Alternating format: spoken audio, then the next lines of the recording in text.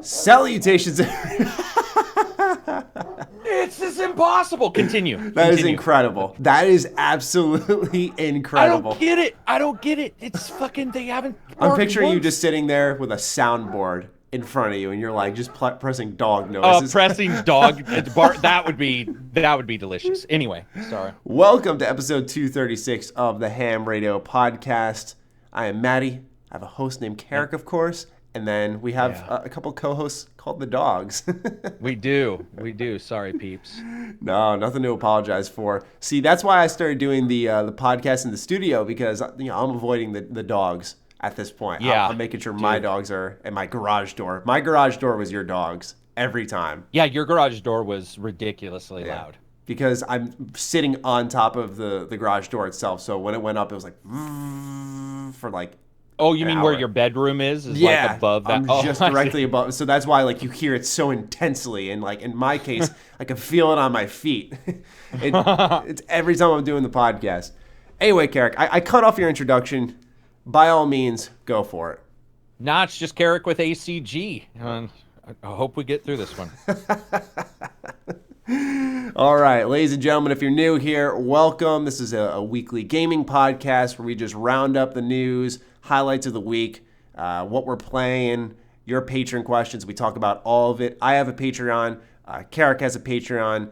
They are both linked in the description down below. So if you're interested in, like, for my case, early access to this show, early access to my other show, a supplemental podcast called BFGF AFK with my girlfriend, where we talk about more real-life topics, life advice, that type of stuff. If that's your speed, then you can get access to that, or you can just get all this stuff for free on platforms like Spotify, Google Play, of course, Apple Podcasts. But yeah, also there I upload exclusive Patreon videos on the occasion, and you can hop in the Discord and be a part of this show as well as the other show I had mentioned. But Karak, anything going on in your Patreon? Let's see. I'm gonna do some VR stuff with Skyrim and same. I was planning a video for that. That's funny you mentioned that. For Skyrim or VR in particular? Skyrim VR, yeah. Did I tell you I getting got a VR system? I didn't tell you. You did not. I have an Oculus Rift now. Oculus Rift S. Oh, congratulations. Okay, cool. I love it. Cool. I love it. It's so much fun. Dude, it's a blast. And, well, yeah. So it looks like we'll be covering the same stuff. But, yeah, Skyrim VR with mods and some of the crazy shit you can do with mods I'm going to be covering. Cool. All right. Well, what we like to do now, a new little addition to the show, is we like to just talk about what we're playing each week. Keep you guys updated, because sometimes we don't have time to make a dedicated video or a review to what we're playing. I think in Karak's case as well as my case, we both have dedicated videos which are already out or are incoming in my case. Karak, what have you been playing? Finished up Kakarot. That was it's hit and miss. There's some stuff. We'll have to talk about it once you post your video, whenever you want to. But we can talk about it now. Yeah, got that up and playing Journey to the Savage Planet, which comes out I think on the 28th.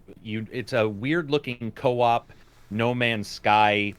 You're on other planets kind of game.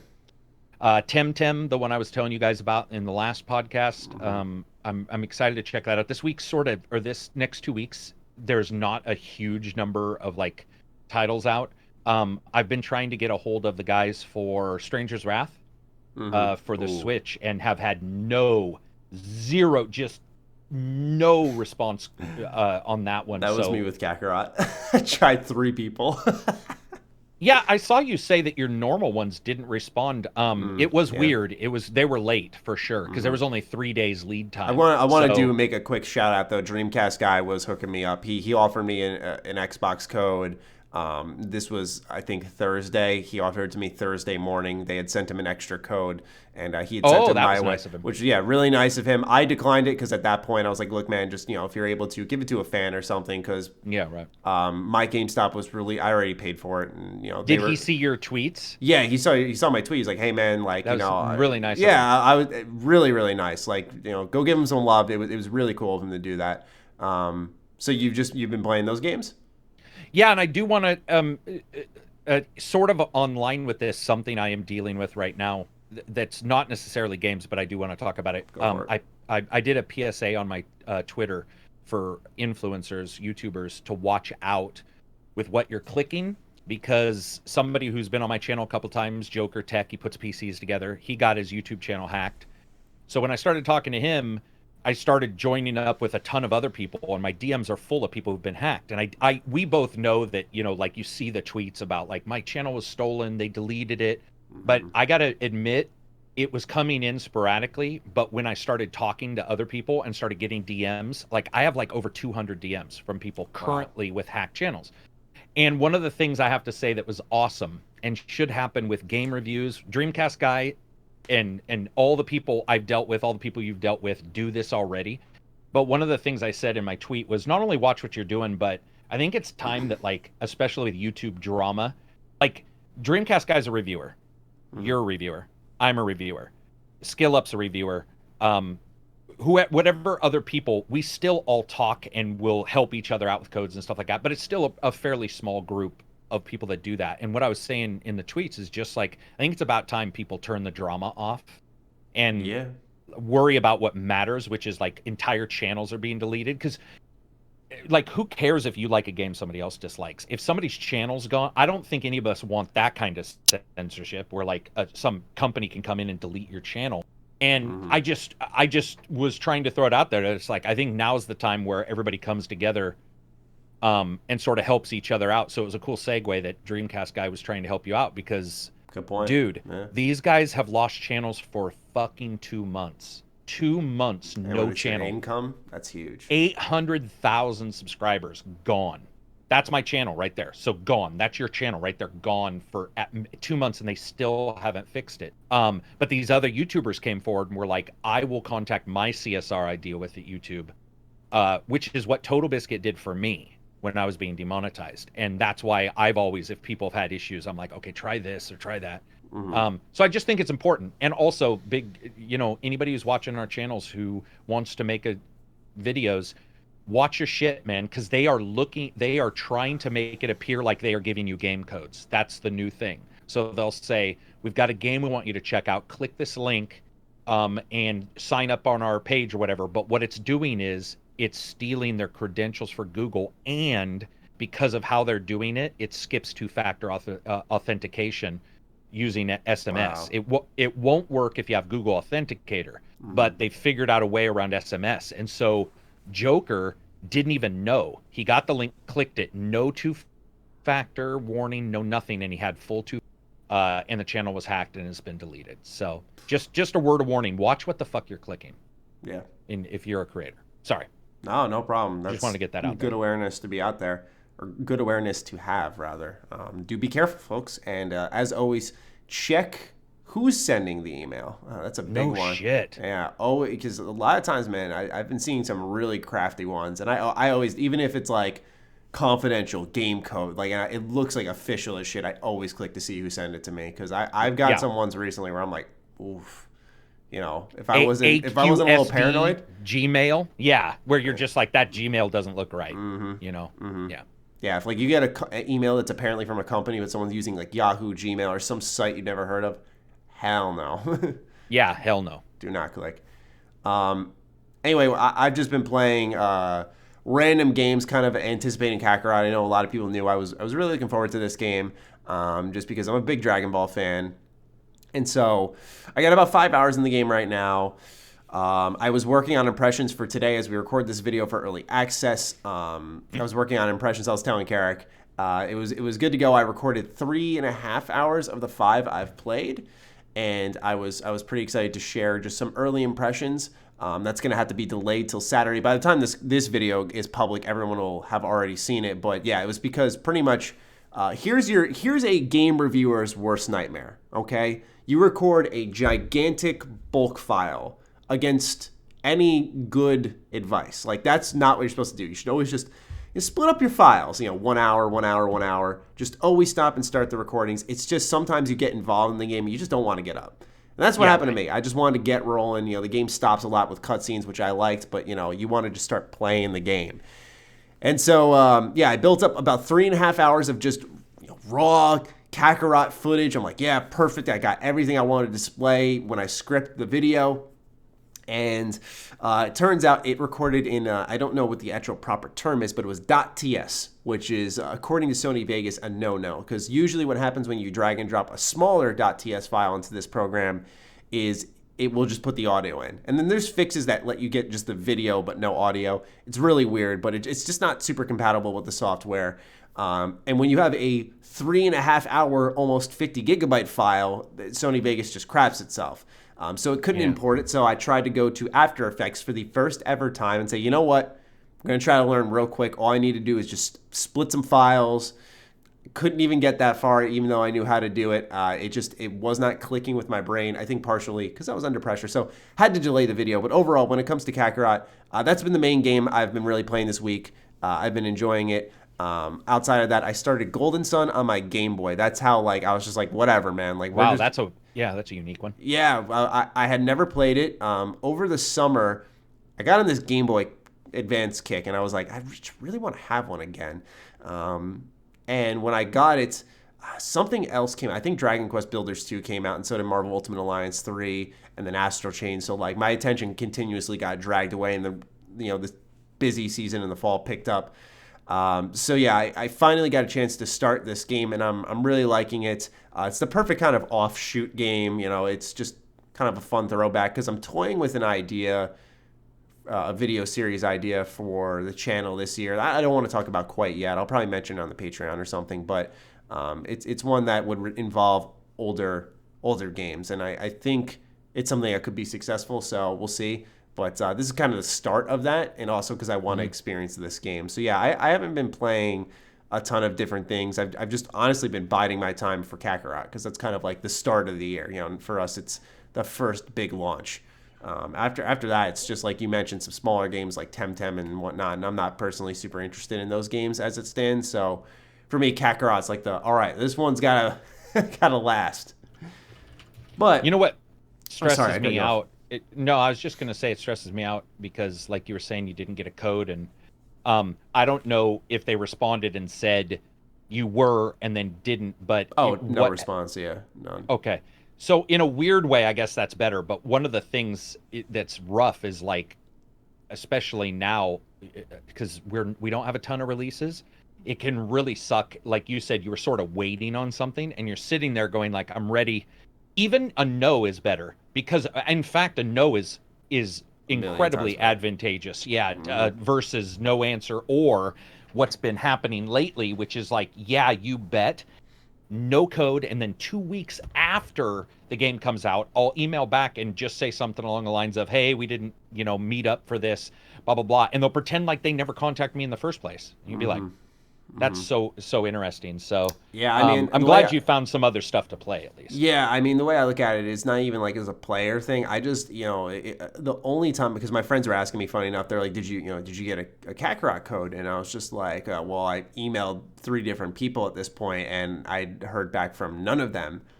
And they're like, does anyone ever just tell you no? And I'm just like, guess a number. I said, guess a number of how many times I've just been told no. Right. And they're like, what, 5 times? I'm like, no, one single time, and it happened just last year. And did it? Yeah, it was Devil May Cry 5. Capcom was like, we can't give you a code. We don't have any codes left. And I was like, okay, because at that point, I can plan. That's how I look at it. Yeah, for sure. If you don't, I'm not entitled to a code. If you don't want to give me one because of either my channel or you don't think it'd be beneficial, I don't care. It's fine. For me, and all creators, I should say, it's like a no goes a long way because now I can plan and be like, okay. Absolutely. So do I play this immediately? Do I hop right in and then try to make a couple of videos? Do I just do review or impressions? And even, because here's the thing is, even if with Greedfall, having it the day before it came out and being able to stream it, I had a really banging stream. Being able to make a impressions video because I played it for 10 hours that same day, that's huge, right? Because I have time to even that one single day can be beneficial. So knowing is a big part of the battle. It helps so much. Yeah, I'm not complaining. Like I said, I'm not owed anything, and certainly I don't think Kakarot would have been the biggest game to hit my channel, but I think as an RPG channel, it could vibe pretty well. So that's why the answers are always appreciated. But I don't want to sound like a dick. I don't expect anything. I just, ever since May of last year, I've only gotten one early access code. It was The Outer Worlds, unsurprisingly, but really outside of that, it's been nigh impossible. So I've just kind of come to expect it, and if anyone grants me one, I'm super grateful, and I make it worth their while because I think my channel performs well. But yeah, anyway, any other games you're playing, or shall we shift into the news?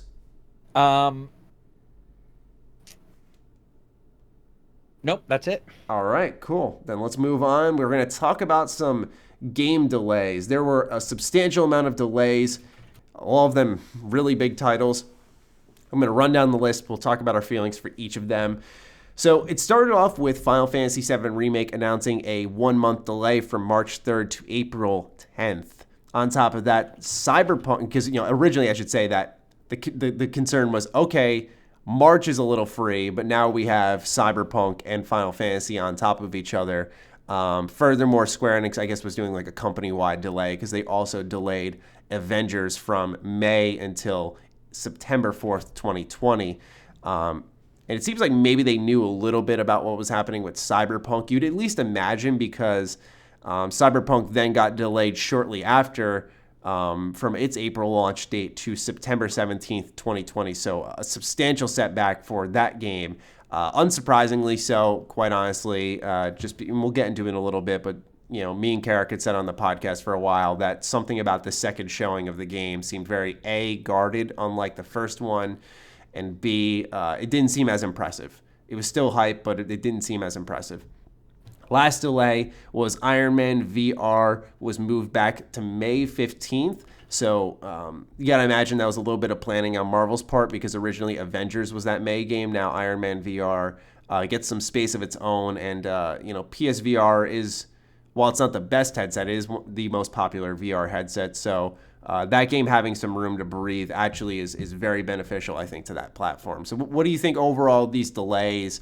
Any of them bummers to you at all? I think that's kind of a silly conversation to have, but I always like to ask. So what are your general thoughts?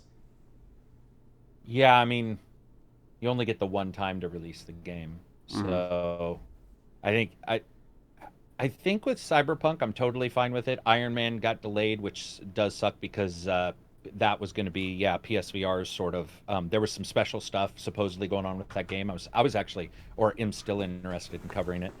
And then I think overall, the only thing that we talked about a little bit was like, when you see a 1-month delay, does that mean something dramatically different than when you see a 5-month delay, which I definitely think is a slightly different conversation. I think with Cyberpunk, I was wondering how long ago they knew it was to be delayed, if that makes sense.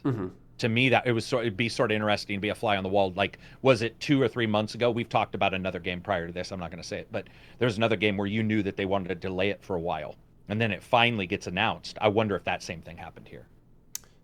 Yeah, you know what I'm talking about? Yeah, no, I know what you're talking about. I was just thinking for a sec because I was wondering if there was any social media silence. I know they've been doing a ton of ARGs for Cyberpunk, but obviously when it comes to selling I think that's more of like a fan servicey thing. I don't think that sells the game to a mainstream market. I don't think that puts the game on a lot of people's maps. Like I said, as a fan, like, look, you're coming from the guy who was like all in on the Survivor 22.99, like absolutely, totally, 100% get the fun in ARGs.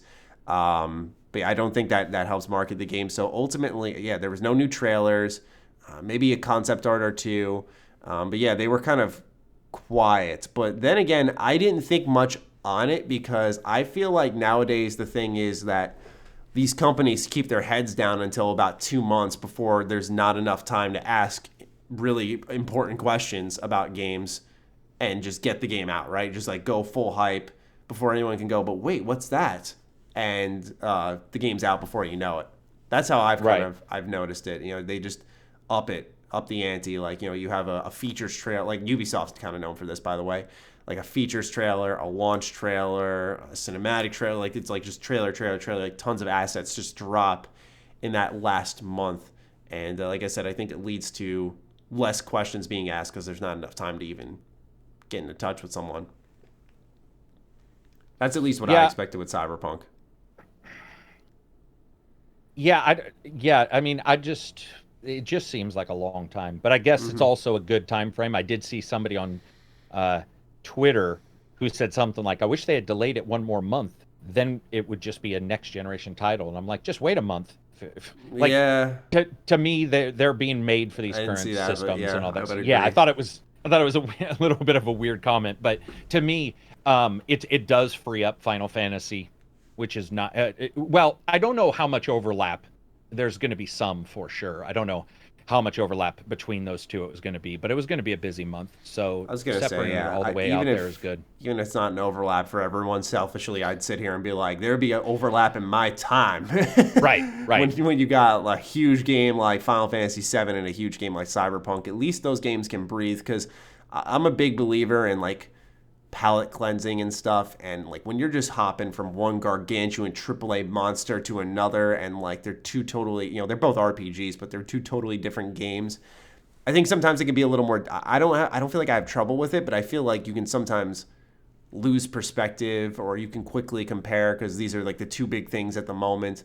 I feel like it's easy to lose focus in the conversation. So I think ultimately it's good for gaming that these two are further apart now.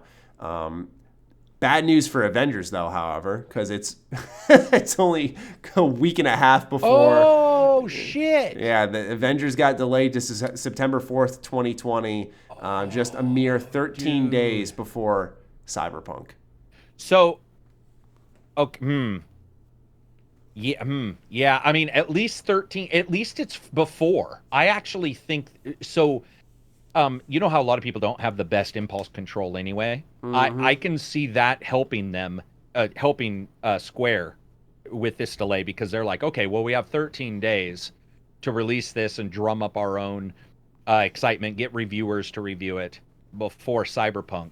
Right. So I guess it's better that it's before. And who knows? Cyberpunk may have looked at that and said, we don't want to smash Avengers. I don't know if they would do that, but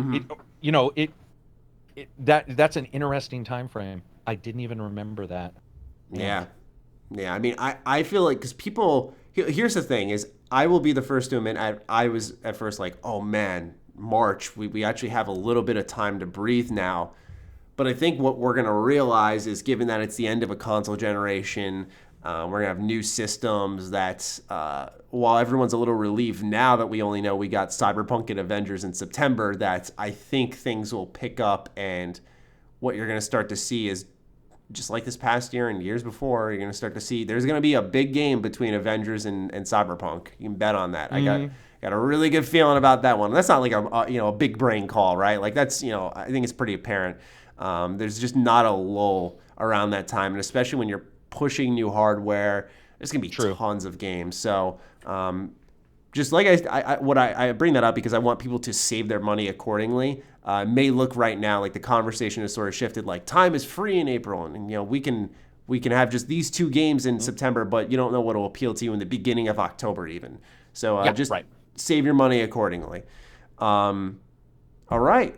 Any more thoughts on the game delays? No, I'm sort of happy about it.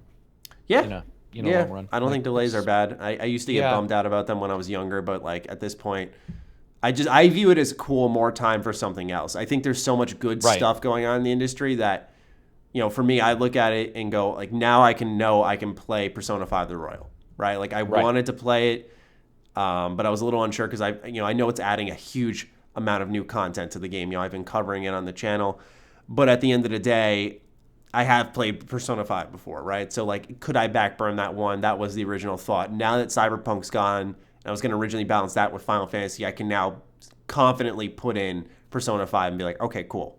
We're going with that. So, yeah, certainly I feel some relief in that. And now we move on to a topic selected by our bearded friend himself. ESO on Stadia, Karak. You thought that this was a really exciting addition, a fitting addition, and I want to hear about it because I thought it was interesting that you seemed pretty positive on it. Not that everything Stadia should be negative, but I just want to get your perspective on it, because for me, I saw it and I kind of shrugged my shoulders. I was like, cool, all right, I love ESO, so sure, why not? But what to you? What's the big deal? Well, I think so. I was talking about this a couple days ago that, an MMO is already going to have your latency anyway because you're talking to the server. So to me, having this particular game, which is still, attack based, it's not like taskbar bullshit. But you already know there's going to be the typical latency. The idea of that big of a game being on Stadia and not necessarily like Dragon Ball, let's say, where you're all, oh God, here we go. There's going to be an input latency of 110 milliseconds or whatever. Right. I don't know. It just hit, and also, of course, their expansion they just talked about. So, right. We'll but talk it about that just, in a sec. yeah, it just sort of hit me as like that kind of game. I am absolutely okay with, especially because it technically wise that fits better to me for some reason. Also, I could be wrong on this, but I thought ESO still purchased or is it free? You can purchase it. Yeah, you're fine to purchase it. Like Tamriel Unlimited. Yeah, you'll buy it. But the expansions you have to pay for as well. And there's ESO Plus, which is pretty much exactly what Fallout First was modeled after, except ESO Plus fits what the game does. And it's because you can buy it and just play it. It's not like bad, so to speak. Whoops, there goes a fork. Gotcha. So my question is there any subscription only ESO package where you pay? There used to be. It used to be Okay. buy the game for $60 and then pay $15 a month. They got rid of that, released Tamriel Unlimited, which is like you pay for it like any game, you play it. And then the ESO Plus is like supplemental. You kind of like, and I know this is it's going to sound like a horrible comparison because Fallout First has such a bad reputation. But you know how Fallout First, for example, says like you get X amount of atomic shot points or whatever it is, atoms. Yeah, you get atoms. Same thing with like you get crowns in the ESO store and you can buy cosmetics. So like same thing there. There's a couple of other things like crafting goodies and everything. So it's structured similar to that. It's subscription service, but it's still buy and play. Yeah, I guess with that weird way of the subscriptions, it may not be as cool as I thought. I don't know. I just think that those kind of games for me make a little bit more sense because the tech issues that we all face, there's a little bit less of one. And the idea of, let's say, me going to an E3 and sitting in my hotel and saying, oh, I want to play ESO, but I don't have a PC, but I've got my Stadia. That to me is sort of cool. I sort of like that idea, just because it's already got the tech issues anyway. So I would love to see ESO on Switch. I don't know if that's possible, but I would love that because after trying DC Universe Online on Switch for about 3 hours, I really liked it. I love that game. Yeah, it was fun. It was a lot of fun. I love how they like what updates they add and how like much comic inspired material is really there. Yeah. And I would love to see. But it made you think ESO would fit better, basically? No, not fit better. I just think it would be really cool if it happened. Because like you mentioned earlier, ESO isn't this very taskbar based game, or at least you can play it that way. Maybe that's not like the proficient way for those who play on PC. I totally understand. But you can get away with that because it works well on consoles and it plays well as I put this in quotes, a single player experience. You can kind of get that questing. And I think it would do extremely well because especially Bethesda puts that freaking game on sale, man, for some like stupid low prices. Like I've seen the gold edition that had like every single expansion up to the Dark Brotherhood one. This was a couple of years ago, but like every single expansion up till then, plus the base game for like $15. And I was like, that's insane. That'd be perfect for Stadia. Like imagine, if they did something like that and we're like the Stadia version is, But Stadia's pricing with games has been, less than desirable apparently. It'll be twice that on sale even, unfortunately. Also, we'll talk a little bit about the new ESO expansion that's been detailed via a special live stream. ZeniMax revealed that the Elder Scrolls Online Greymoor will open up Western Skyrim as a new zone to explore for players, promising a gothic main story quest line centered around taking down a powerful vampire lord. In addition, Greymoor will introduce a new gameplay system, Antiquities, another 12-player trial, Kynes Aegis, or Aegis. I'm not sure which way it pronounces it. I say Aegis, but I play Smite, so maybe it's different. And a vast range of dungeons, quests, world events, delves, quality of life updates, and all other expected features of a new expansion to the ESO universe. Greymoor won't be launching until May 18th on PC and June 2nd on console, but in the lead up to its release, ZeniMax will be kicking off its new Skyrim-based adventures with the Elder Scrolls Online Harrowstorm Dungeon DLC pack this February, so just next month, which includes 2 new dungeons for players to explore. The studio also promised that 2020 will be a strong and exciting year for the Elder Scrolls Online, with regular updates and content drops throughout the next 12 months to accompany Greymoor's release. Part of that includes a new physical and collector's edition for ESO for PC and consoles, which will hit stores when the expansion rolls out later this year. That information comes courtesy of GamesRadar.com. So I like the sound of more Skyrim, but I wonder, and I just... I watch a little bit of Kev do it. I'm sure people watch my channel, they're a little familiar with him because he's done so many like Fallout-based videos and whatnot. But I know he did a ton of Elder Scrolls Online content too. Like that was his kind of uprising. That was like his game.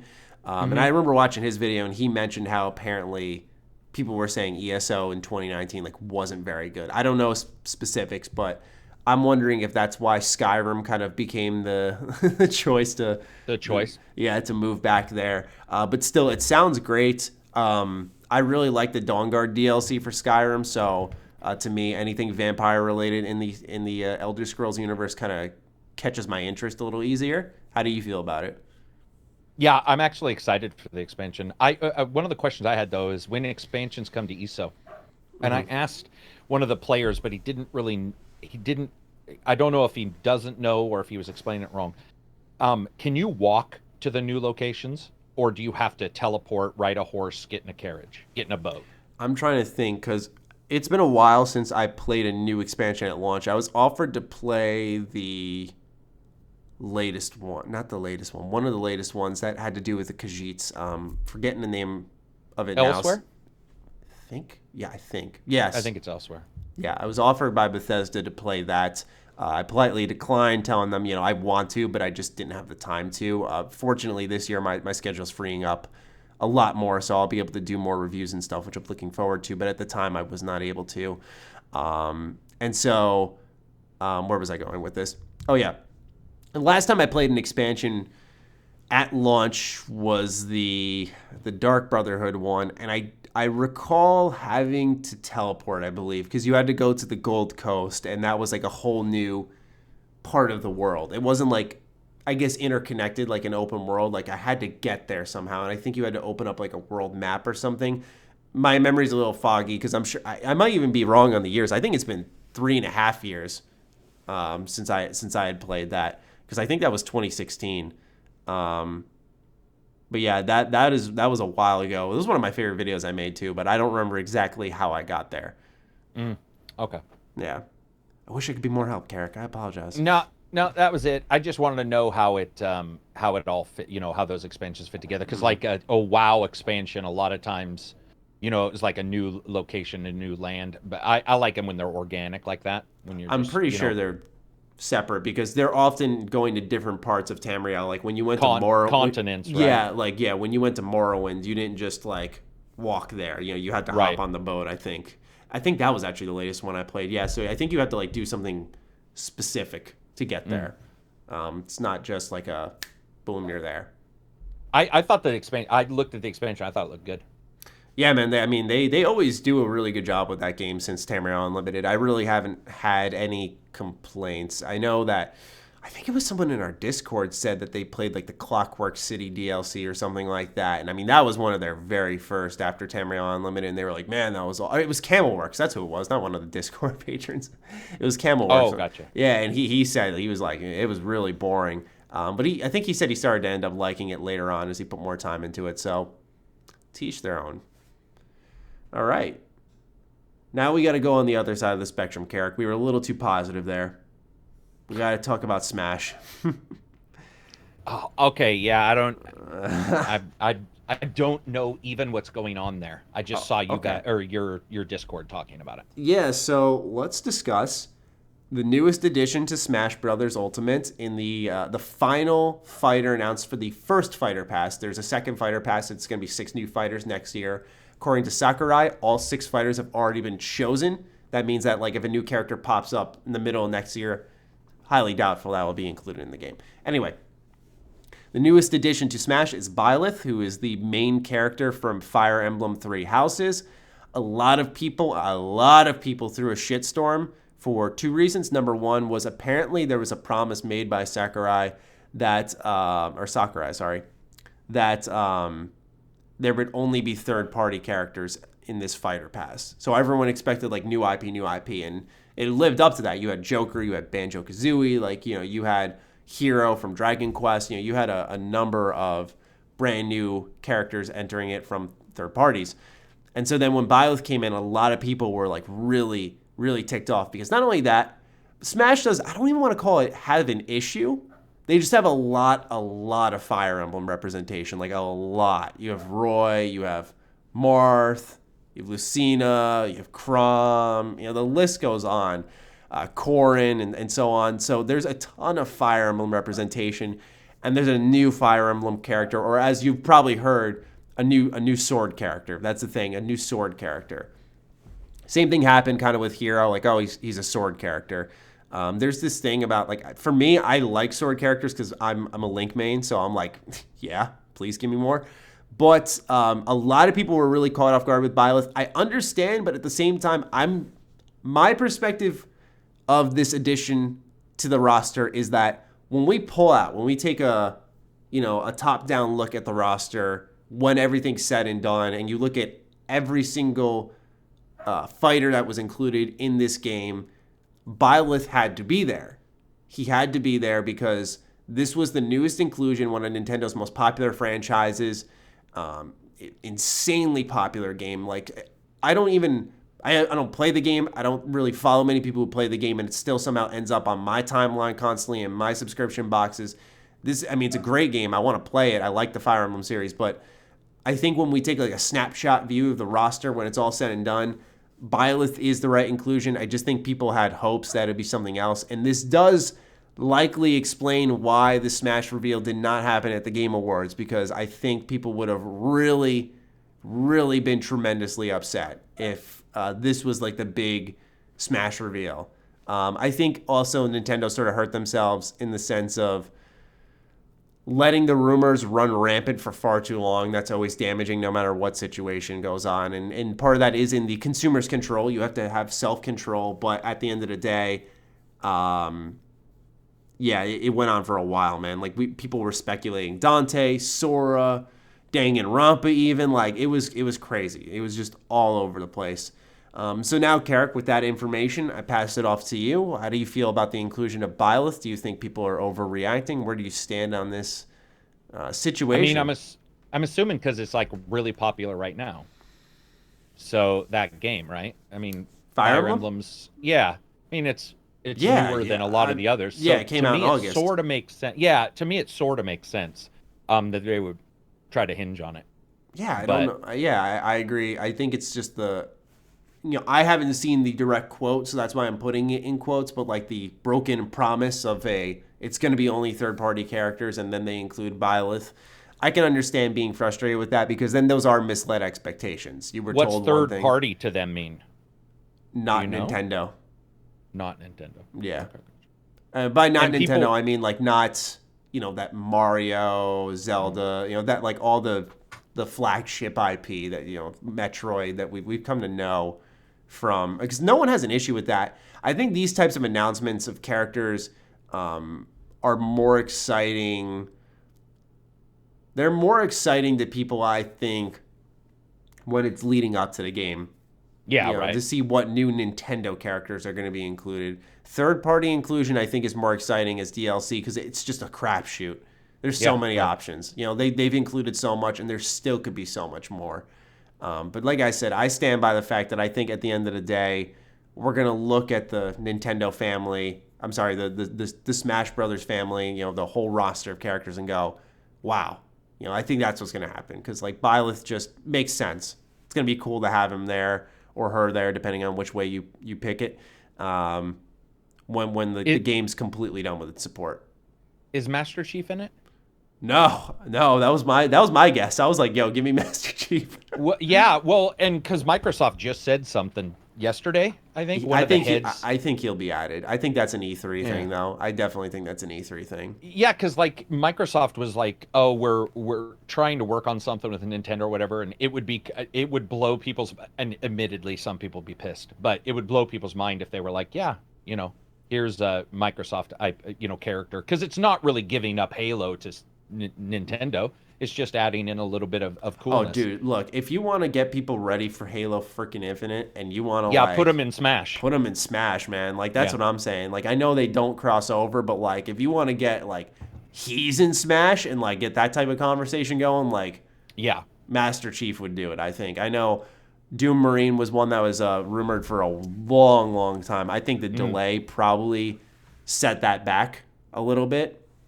I imagine that he was probably, maybe he wasn't ready to go, but that a lot of leaks pointed towards Doom Marine, which, people were like, oh, that's not gonna fit. He's too bloody. I'm just like, what's his face? I can't remember his name. Dragon character from Metroid. I don't know how it eludes me now, but he like stabs right through like I think Luigi's chest in the cinematic trailer. I'm just like, don't think Nintendo is afraid to get a little like edgy with their properties. Nah, either do I. Especially not on that game, which I mean, it's just over the top anyway. I mean, yeah, for God's sakes, you have like Incineroar who like suplexes Jigglypuff into the ground and like crushes him. Like it's ridiculous. So I don't know. I don't really factor that in. Obviously he's not going to be like blowing people up with shotguns and like stomping on necks. But I think Doom Marine would be like a good inclusion too. That was iconic for a while. Yeah, that's what I'm saying. Like, get some iconic characters in there. Like, he would make sense. I don't know if they do like BJ Blazkowicz. I'm surprised Bethesda has no inclusion whatsoever in Smash. Like, if they didn't do Vault Boy, the Dovahkiin would. That would be. I think. No, dude, the Vault Boy. Come on. Yeah, Can you imagine? That guy fits perfectly in that game. Can you imagine him with his little strut? Yeah, dude. People shit. He cartoon-wise, he fits. Color-wise, all that kind of stuff. That character would be fucking hilarious in Smash. I think that would be a great inclusion. Yeah, I would love that. Trust me. I made a video. I think it was last year. And Bethesda said that they were like working with Nintendo on something, and they were asked about like a Smash roster inclusion. Pete Hines said something kind of along the lines of like, it could happen. So I know Bethesda's open to it, and I'm sure conversations have happened. But I mean, at the same time, money's got to change hands for that, right? Like, because it's pretty much free promotion putting your character in Smash. Because it's just, people get to play as them as a fighting character. I would love to see Dovahkiin or Vault Boy. That would be neat. I'm just surprised that with how popular Skyrim is, that hasn't happened yet. I feel like that could be one of the very possible ones. Any Sony ones in there? Kratos isn't in there, obviously. No Sony ones. Crash Bandicoot, no Sony. Okay. Crash Bandicoot was a rumor too. Crash was a rumor for a while. He'd fit for sure. Like the spin moves, all those guys, I think Crash would be. Yeah, they'd be awesome. As good of a fit, I think, as like Banjo-Kazooie. Like it just kind of you see it in the game already before it even happens. Spyro. Wait, yeah, that's do they have another any characters? Just any characters fit? That's why I think they're gonna literally do a third Fighters Pass. Because there's just too many awesome characters that could be added to the game.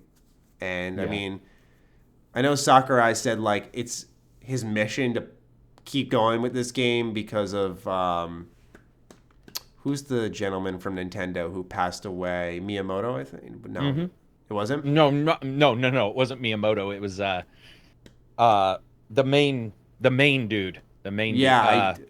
What is his name? I can't remember his name, but it was the main above even. He said it was like his mission to him to like keep going with Ultimate. Like that's his project to him. So I imagine they'll continue support for as long as humanly possible, or until Sakurai is satisfied, which has to be a very empowering feeling to control people's happiness, essentially. The medieval guy. I know you guys weren't in love with that game, but that would be cool. Ratchet and Clank. Ratchet would make characters sense, would be yeah. cool. Ratchet and Clank, Daxter. Yep. All those characters, a lot of them Mascotty fit. characters. Sly Cooper. Fit. I would like that a lot. Sly Is Cooper. Sonic in there? Yes. Okay. Gotcha. Yeah, they got a decent amount, but there's still ways to go. So we'll see. All right. Number 5 might be a little bit of a sad one, so do get comfortable, ladies and gentlemen. Let's talk a little bit about the top 10 best-selling games of the 2010s. I'm going to read them, starting off at number 10, Minecraft. Number 9, Black Ops 4. Number 8, Call of Duty World War II. Number 7, Red Dead Redemption 2. Number 6, Call of Duty Ghosts. Number 5, Black Ops 3. Number 4, Modern Warfare 3. Number 3, Black Ops 2. Number 2, Black Ops 1. Number 1, GTA 5. GTA 5 is your best-selling game of the 2010s. Wow. How many? 1, 2, 3, 4, 5, 6, 7 of these on this list are Call of Duty. How incredible is that? It just goes to show also that people bitch about something, but it doesn't mean they won't turn around and get it. Mm-hmm. Like insane to have them hold that many spots. It's stupid. It's like a monster. I know. And that's why I remember saying it on Twitter and a ton of people came at me. I was just like, anyone who says Call of Duty's dying is a fool. I'm sorry. Yeah. I'm sorry. It sounds really douchey to say, but come on. Seriously. I know. I think if you want to talk about like quality wise, what you're getting, like, yeah, Modern Warfare, I don't think was very good. And I haven't really outside of that, like, I think Black Ops 4 I really liked. Before that, World War II, it's very spotty for me. But at the end of the day, I don't think anyone can deny that this franchise is here to stay. It's not just going to, because even on its worst, right? Like, even on its worst, you don't see Advanced Warfare in here, right? Like, there is like a reception to blowback, I'd say. What about Ghosts? Is that on there? Number 6, yeah. What about Infinite? Nope. Advanced and Infinite aren't here. I'm surprised Activision still uses Infinity Ward, quite honestly. But yeah, man, they as you can see, Black Ops is a dominant series. People really like Treyarch, Modern Warfare 3, so Infinity Ward is there with that, as well as Ghosts. Sledgehammer cracked the list with World War II, which released in 2017. Black Ops 4 is in the top 10, despite it having Battle Royale. You'd think maybe that would shoot it up the list a little bit more. I'm surprised Minecraft's at number 10. Like, it got edged out by all of those Call of Duty games. Like, I thought that would be like a surefire number 8. Like, but World War II outsold Minecraft, and think of how long Minecraft's been around. Think of every system. Well, wait a minute. What was number 1? Number 1 was GTA 5. Oh, for some reason I thought. Okay, you were reading them the other way. Okay, yeah. I had them flipped, and I had Minecraft at number 1 on GTA 5. Yeah, GTA 5 makes sense. Jeez. I mean, yeah, that doesn't surprise me because anytime we read like weekly sales, GTA 5 was in there. Stupid. It's some way, Minecraft. That's interesting. I would have thought Minecraft would have been higher too. Yeah, like way higher, at least a couple of spots higher. But I think with Call of Duty, also people will return to it even to say it's shitty, if that makes sense. A lot of people will buy it because maybe they're spotty like you. Maybe every other or every third one they love, but that also indicates they'll try the other two just in case they love those. So they're still buying them, I mean, it makes total sense. Also, do these guys do sales? Like do the Call of Duties go on sales? No, I mean, do they go on sale very often? Not huge sales. I don't think so either. So, no. So those are true purchases too, which is that's pretty crazy to me. That's very good. That's a really good point because it reminds me of Nintendo games. I've been thinking about this a lot lately. I was on like the eShop, and I was looking. I was like, man, they had like a sale for Breath of it was during like the end of the year where they were doing like end of the year sales, New Year's sales, whatever. and they had like Breath of the Wild, I think at like $40 or something like that. And I'm just like, this game launched with your console. It had like an attachment rate of 70%, probably a little higher now. Like a lot of people have this. So why is it being sold at such like a prestigious price point? Like as if it's so unattainable. Nintendo does this a lot. Like Mario Kart 8, I don't think you can get for below like $50. Like their game prices stay high. And yeah, just like with Call of Duty, people buy them. You know, it's wild. It's very surprising. Somehow they do the reverse, you know, and they do tell you there's the different ways to handle your own image, you know, like low cost or high cost, and like that's true. There's something about Nintendo where they're just like, yeah, it's 40 because it's that good, and so you see it, and it is weird, but it's like people look at it and go, okay, well it must be because they never drop the price and they buy it, and Nintendo walks away with a boatload of cash. Same apparently with Call of Duty. That's funny that you say that. It's crazy that people were talking about during the Wii U that they may, you know, go out of business and go bankrupt. think of how much money they sit on by selling everything at full price 3 years after the fact almost. Yeah, I think there was a Steam game a while ago that also, a lot of Steam games will go on sale and you hear that they did really well. There's a guy who released his into torrent on purpose for piracy, and it did really well. It sold better once he allowed it to be pirated. But then I remember there was another, I think it was Game of Sutra, was doing one where they were like, some games that have never dropped in price on Steam still sell because like people, when they're looking for a $49 game, they see this older game and they think, oh, it's $49. It must be worth something versus... I'd be a liar if I said that didn't click in my head a couple of times. I don't think I've made the purchase, but I've definitely thought like, wow, let's see why it's still priced there. Not only that, but if only 10% of the games are priced there and 90% are elsewhere, it's harder to be seen in a list if there's 90% of other people competing against you. But if you're at 10%, maybe and each one of those sales is worth 4 or 5 times the lower percentage. I can see some companies just being like, fuck it, we're not dropping it because every 5th person will buy it instead of every person, or, you know, 5 people, and they make money out of it. It's just, it's insane. There's a lot of companies that do that too, that don't drop their prices. And well, in fact, GTA is widely known for a long time just not dropping their price, just being like, you're gonna pay full price and you're gonna like it, and people do. Yeah, man. I mean, to get like the old Pokemon games complete in box, like I think there was like a DS one, I think Soul Silver. If you want to get that complete in box on eBay, it's like $100 now, $150. Yeah. Like it's ridiculous. Oh, dude, I didn't. Have you ever seen how much Earthbound is complete in box? 800, isn't it? It's like $1,000. Yeah, it's insane. This just happened to me. We cleaned out my room that I used to podcast in. It had a bunch of Sega Saturn games, and I put them in the donation box.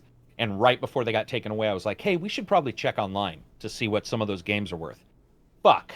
I would have thrown like $4,500 away. Wow. Like, dude, we were looking them up and it's like 900, 500, 400. Because I have a ton of big popular games that I just put in a box. Because I kept them on purpose, as in I knew they were already popular. And so I didn't want to get rid of them because I liked them.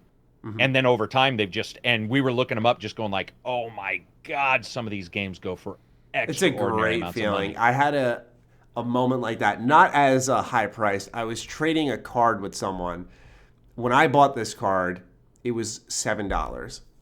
And he was like, oh, you know, are you trading this? It was like a Great Ape card. And I was like, I have 4. I was like, yeah, I only use 3. I was like, yeah, you know, I'll trade that one. So what you do when you trade cards, you want to do value for value. So like we go ahead, we look it up. Once again, got this thing for like $5, $7. It was like $35 now per card. And I was just like, I've been playing with like $100 just sitting there in my deck. Right. And I'm just like, it's all right card. Like, yeah, it's ridiculous, man. It's like a great feeling when you're like, yeah, I beat the system. Bought it ahead of time before the prices got up. Yeah, exactly. I got you. All right. Anything else on the top 10 selling games, my friend? Wait a minute. Skyrim's not on there. Yeah.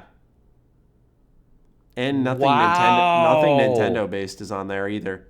It's a very sad list in the scheme of things, if I'm quite honest. So I'm assuming what's actually occurred is those top 10s are so high that even an amazing top 10 like Skyrim, because let's be honest, dude, I don't know anybody who's got one version of Skyrim. If they've got any, as in they've got one, then another, then another, then another, then blah, blah, blah. It's certainly been around long enough, since 2011, like right when the year when that it's got to be on the started. cusp. It's got to be like in the 15 area. Yeah, for sure. God damn. That blows me away. Yeah. All right, we still got a lot of exciting stuff to talk about now. Let's look at the PC, which is reportedly, according to Jason Schreier of Kotaku, getting Horizon Zero Dawn. Now, a lot of the internet reacted to this. Correct me if I'm wrong. You'll know, because I didn't have time to look it up right away. Didn't Sony say they were interested in releasing on other platforms within like the last 3 months? Yeah, and since October, because MLB and Death Stranding. MLB in particular, they announced last October. Yes, I remember like Larry Hurd posting multi-platform. The thing with the show with like a baseball. So it means like the show is going to go multi-plat. Yeah, and you bet that, like, you know, when you look at Horizon, you look at Spider-Man, like there's no shot. Like Sony's like, yeah, let's put it on Switch. I don't think those games could handle it. And there's even further of a less shot that it goes on PlayStation. So it's like, or you mean Microsoft? Microsoft, sorry, Xbox. Yeah. Imagine that. We're not putting it on PlayStation. So it's like PC was a no-brainer, right? And so when this report came out around the same time as the delay, everyone's like, oh, joy. I'm like, yeah, it's exciting, but like kind of knew it was coming. Like it was news established weeks ago. Yeah, I wasn't too surprised. Maybe Horizon Zero Dawn, just because it's still considered such a big deal. It would have been a much bigger deal if they said God of War, Spider-Man. People be fucking on fire. Yeah. But I imagine those are inevitable. It makes sense too, because Horizon Zero Dawn probably isn't selling incredibly well anymore. So you've got a system. Also, my firm belief is what they're going to do is be like, look at Horizon Zero Dawn, let's say August, and then suddenly be like, if you want to play Horizon Zero Dawn 2, buy a PS5. Oh, yeah. That's what I've been saying for a while. Yeah, PS5 is going to have Horizon Zero Dawn 2. Yeah, just sell your IP to everybody, even if the next in that line is going to be restricted. Because I'm going to tell you right now, the number of people who already own 2 is very high. Sony knows that a lot of people split PS4 and PC. So to them, they get more eyes on that IP, and if people love it, I mean, I could see them just being like, "Hey, man, if you liked Zero Dawn, you know, Zero Dawn 2's coming." Mm-hmm. But you know, you have to. And this is an older game; it's not really that 2017. Yeah. So it's not that on. Yeah, I wouldn't be remotely like you'll. When I stream my reactions at E3 and they do it, or whenever PlayStation decides to announce the PlayStation 5 and they announce Horizon Zero Dawn 2, I promise you I will have a straight face because I will have known it's been coming for years. That has been my prediction for years. I've been like, yep, it's going to be this. This is going to be the launch game.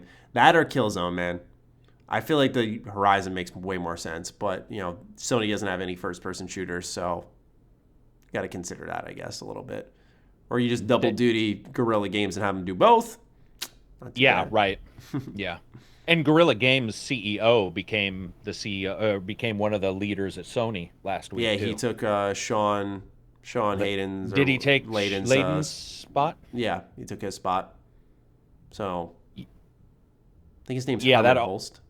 Yeah. Yes. Thank you. Yeah, and that to me feels like many moves that sort of to me all makes sense. All the companies are making these moves to put everything in place, and the idea Guerrilla Games is already one of their number one development houses. So makes sense to put all this together.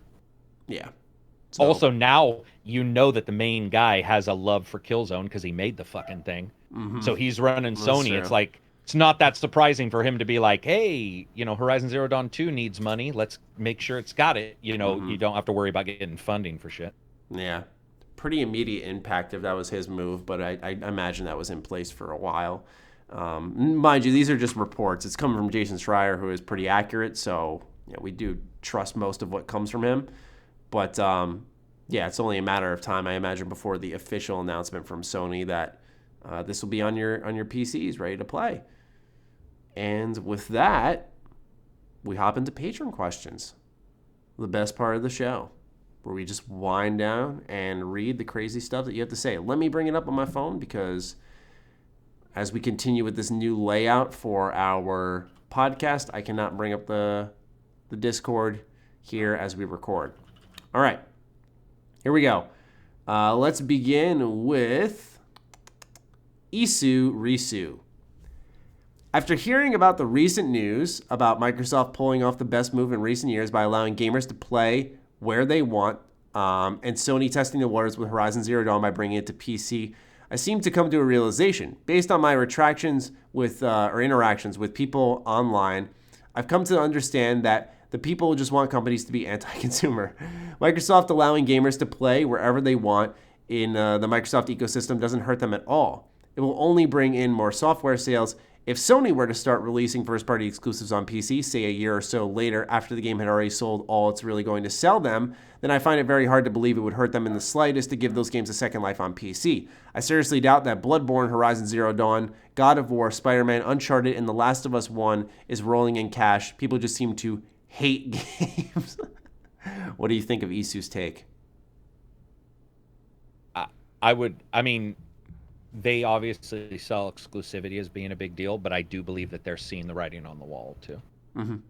Yeah.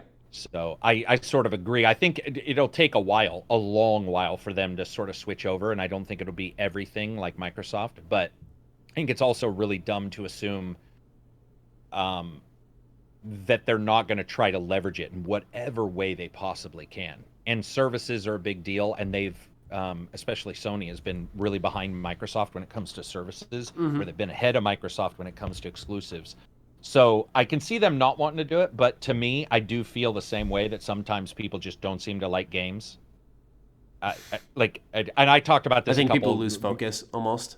Yeah, and a couple weeks ago on the podcast, I was saying that like it felt like sometimes that if I watch people's reactions to reviews or games, where I'm just like, dude, do you really even like games? Like at all, or are you just waiting for the next bit of bad news? So no, I would agree with him that it feels like that, and they're all going to go that way in some way, shape, or form. I mean, even Nintendo's being drugged into online. The way I look at it is, if these companies can kind of break down these barriers and say like, all right, we're going to move on to PC or whatever, like if they're not squabbling over that, then I don't think fan bases should be, right? Like I think ultimately, yeah, right. It's just about the game, man, and more places to play is great, man. Like I'm thrilled that, because for me, as someone who's very, we run a podcast, and a lot of my videos are discussion focused or critique focused, and so for me, I love the discussion. If more people can get in on the discussion, I think that's very important. The amount of people who I see in comments or on the Patron Discord or on Twitter going like, I would be excited for this, but I'm only on PC. And, it's starting to become more feasible that, if you buy a PC, you're just getting the best of all worlds.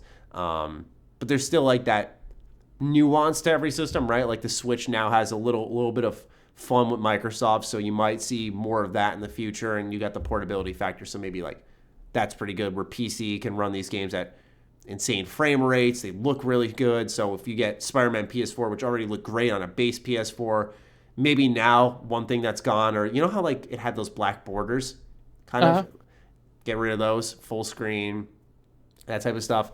Love to see that. So I think everyone wins in this situation. I will say though, because he brought up the part of like saying like people want companies to be anti-consumer.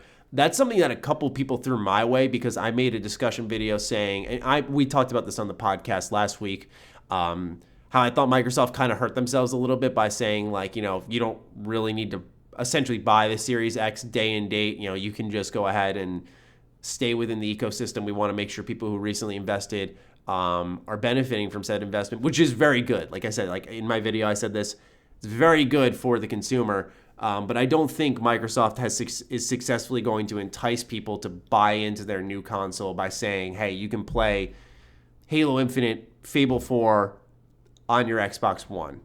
I just don't think simply through generation leaps that entices you to say, I'm going to pull $500 out. Now, does it entice you to say, I'll pay $28 a month for this console? Different story.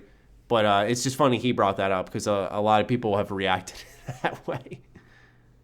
Yeah, and I think also if it was only consoles, then it probably hurts them even more. But because there are so many different types of service, especially Microsoft, who has like the ultimate plan and the normal plan and the normal ultimate, and it like you just don't quite know how people are going and what people are also accustomed to, where people are going with things. And I do know a lot of people would probably rather spend a certain amount of money and be able to play everything like a PC, let's say. But I don't think Sony also will ever go that route. What I do think, at least not now, when technology gets to the point to where people are streaming more, maybe, I do see no issue with Sony saying 3 years from now, we're going to release the top tier games that came out day one with the PlayStation. That doesn't make any sense to hold It'll be those out back. over time. It probably business-wise benefits them to just delay it a little bit, essentially.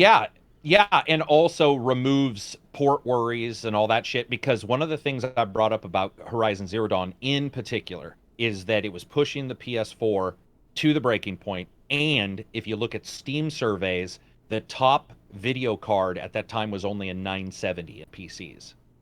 So I am not sure that a 970 and a normal person's PC, not yours, not mine, a normal person's PC would have really delivered Horizon Zero Dawn at 1,000 times a better look.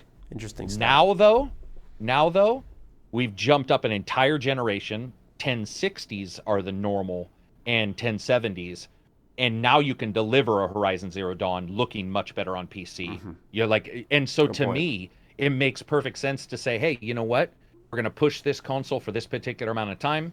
Then when PC tech and in the generalized PC tech, because you always see this, dude, you'll see people be like, well, PC could run at 150 frames per second. Sure, if you had a video card and if you had a CPU that can do that. But if you look at the averages, people don't have those things. So to me, this makes sense. Be like, we're going to hold it back 2-3 years down the road. Maybe we'll port it. So, kind of the Rockstar approach. You know, think of how they've done GTA, how they did Red Dead. Give it some time, release it a year later. Double your money, you know, you're going to get double dippers.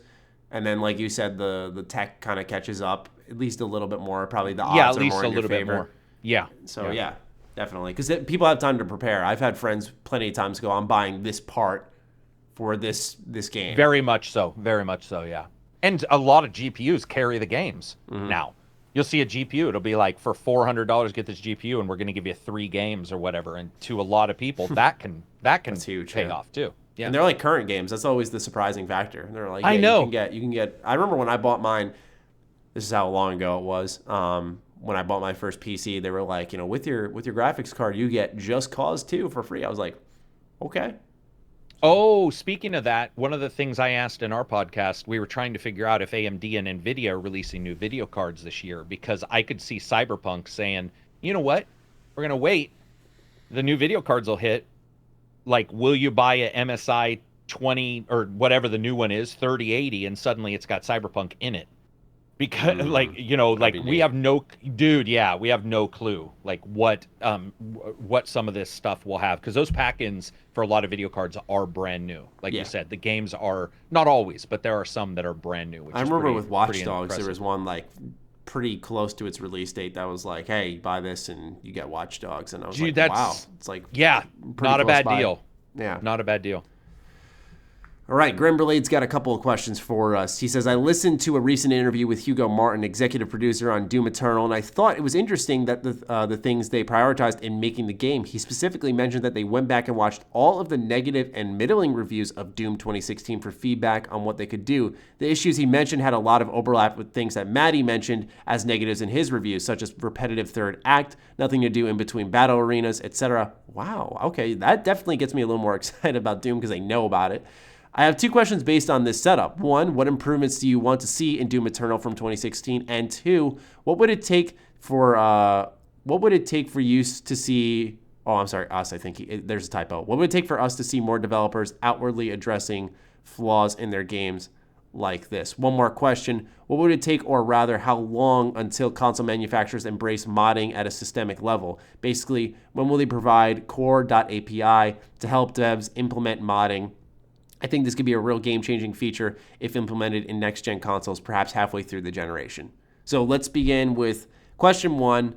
What improvements do we want to see in Doom Eternal from 2016? Fuck, I don't remember any. Oh, I didn't like the handgun in that game. I remember that. I don't remember anything about Doom 16 where like I would consider it a huge weakness. It's been a long dude. Well, there you go. It's been 4 years. Right.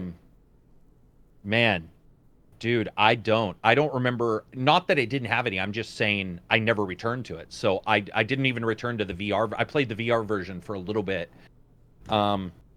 Yeah. I would still like. Well, no, I won't even add that because that'd be stupid.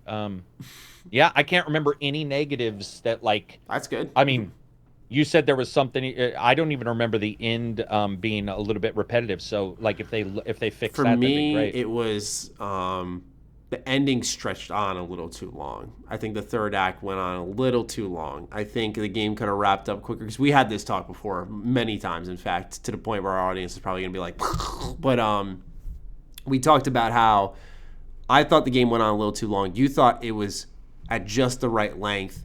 And then you had a patron who was like, it was too short. And it was kind of an interesting conversation. I remember that. How you kind of you approach the game. And difficulty comes into a factor there, of course, because you asked me, like, hey, was it too hard? I was like, no, it was solid. Yeah, for me, I think the third act went on a little too long.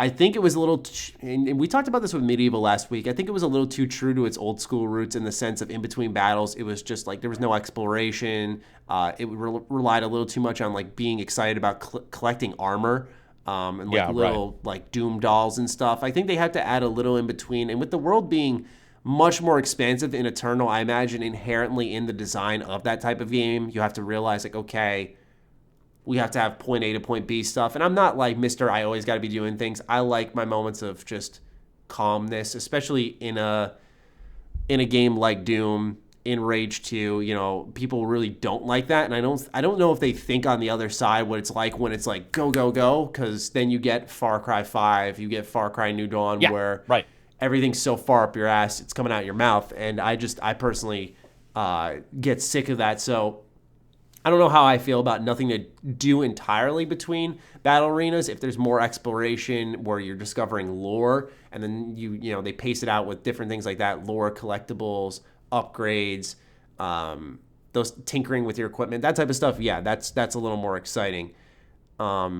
Question 2 then is, what would it take for us to see more developers outwardly addressing flaws in their game like this? This is just me. This is going to sound really like perturbed. I do not require somebody to tell me that their stuff sucks. And I think that to me is really not, they can think that behind the scenes and they can see weaknesses, but I do not need them to placate themselves and be like, I'm so sorry. You know, my game is not great. So I don't want that necessarily, because I also do believe that Grimm is open to somebody saying their game has blah, blah, blah issue. The internet, the unthinking, unscrupulous internet is not that way. And I could see them being attacked and people being like, well, if you already knew there was an issue, you should have charged $40 and not you know that would happen. So to me, I don't necessarily require it. And I'm going to tell you, we've talked about this. Every developer I know, everyone other than Disco Elysium, who stated very clearly that they don't, every other developer I know watches reviews and does take notes. Every single one. They watch streams. Vermintide, those guys were watching live when every streamer that they gave the code to went live, and had somebody sitting there, you know, watching different streamers and going, what do they like? What do they dislike? But I don't require them to tell me. So I personally think it's already happening. I mean, I kind of thought it was a safe assumption. I think it's just the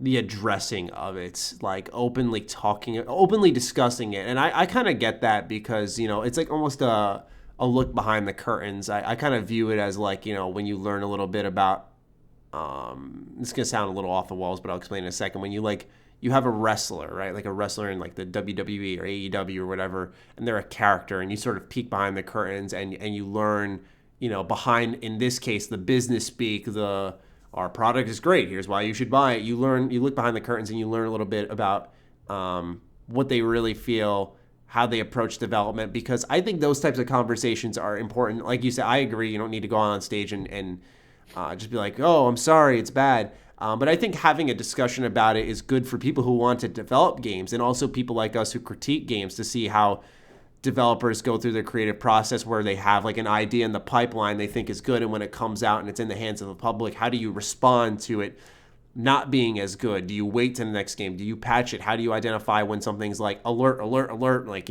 code red, or okay, we can chill. This is something we'll work on for the next game. This is a baked in flaw. I think those conversations are important. I would certainly like to hear more of that, because I think it's good for all parties. And I'm sure even in the case of the developer, it probably feels a little good to address that. At that point, it's almost like a burden if someone's constantly like hitting you over the head with like how annoying X mechanic is, to kind of just converse what that means. And I think how you though feel. that I think I get it on Twitter all the time where I see developers talk, and then GDC purposely has the postmortems every year. So it's like, do they need to pick a special platform so that I mean, think it depends. They're think, already doing it. I think of exactly. Like I think of the bug story that was shared on Twitter for that was the Outer awesome. Worlds. Yeah, like a huge thread about how you can stomp out a bug and how unpredictable to like the finest that was a little fun thing. bug too. Yeah, right. Like how crazy it can get. I think those types of insights are great, because if there's one thing the games industry really fails at, it's like there's just this clear wall.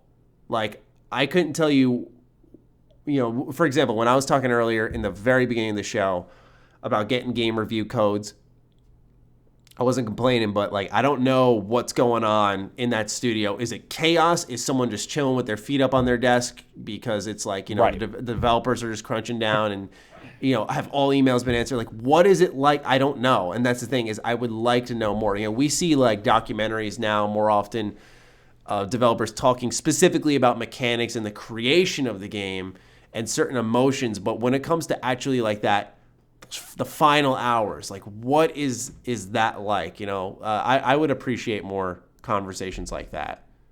I think until whatever time happens where those, or whatever platform, people definitely check out GDC, because they have their YouTube channel and there's insanity there. I also wonder, not saying this is for sure, but I do wonder how many times they don't want to say anything because their PR people are the True. ones who are the face of everything, and they're like, listen, if you say this bug exists and anywhere on the internet another developer says, I don't know about that bug, people will take both and say, you lied, we're class action suing you, or whatever.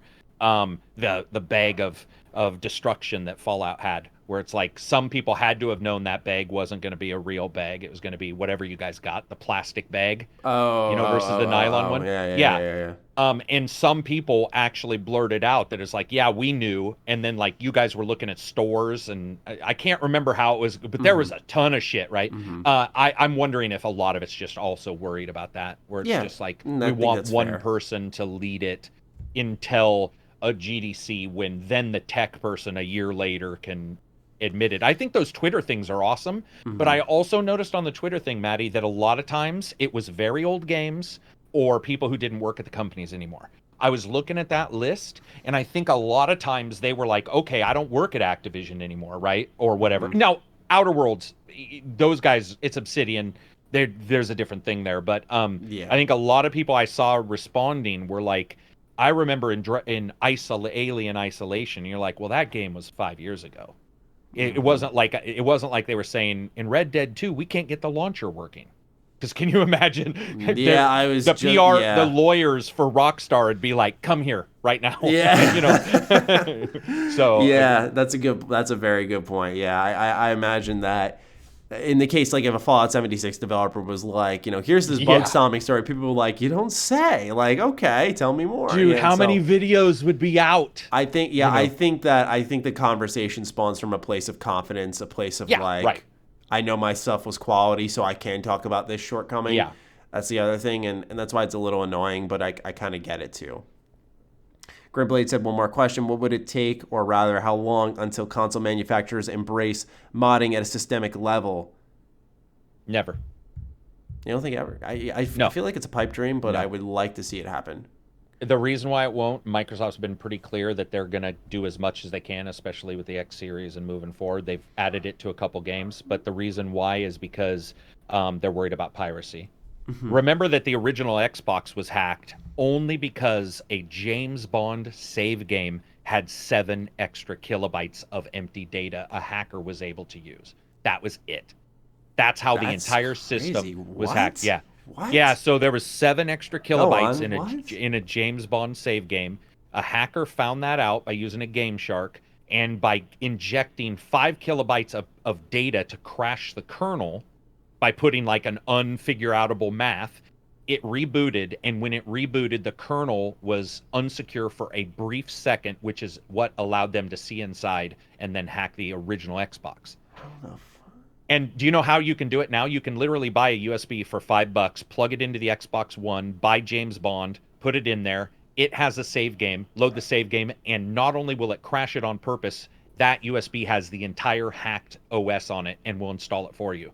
So it takes like 6 seconds. So what does the hacker do at that point? Do you have every game? Like what every happens? Game, everything. Unlocks all the tech specs. You can run it at the higher res, ignoring the lower res. You can add hard drives. And where did you hear about that? I was involved in it. Like that was back when I had an original Xbox. So like I was like reading the news when it was happening and finding out about it. Wow. Like the 360 was the exact same thing with King Kong. Somebody figured out how to hack a 360 using King Kong. So I think what goes on is what they're worried about is a low-level mod somehow crashing the game itself, and that's why I think they won't allow it. I think they'll always have the top-tier mods, and that's why you see like a lot of games where they talk about mods. It's like there's certain things you can't do. For example, the Xbox, you can't install SKSE. You know what that is? The whatever the extra instructions, and you can't. Yeah. Right, thank you. And you can't because there are particular things that Xbox probably is nervous about, and doesn't want to have happen. So I mean, look at the jailbroken PS4s. Like it's insanity. You literally all you have to have is a PS4 with a certain frame or certain frame data. You change the IP address for where it should go, and it goes to a hacked website. You push a button and it hacks your PS4. That's how easy it is. And so I think these companies also, to be honest, if you put the mod in the hands of a third party and then they go out of business, you have no clue what's happening after that too. So I think there's some worries about like what would happen a year or 2 or 3 years later if like your Obsidian went out of business, but they had mods in a certain game. Could somebody use those to get in? Okay. Okay. Just guessing. No, that makes sense. It all sort of plays out. Interesting. That James Bond story is fascinating. That's crazy. Dude, yeah, the original hack on the Xbox was insanity. So was the Dreamcast. Where the Dreamcast, they forgot to put in the piracy layer. So it just required you to put a CD in. Yeah, it was insanity. Yeah.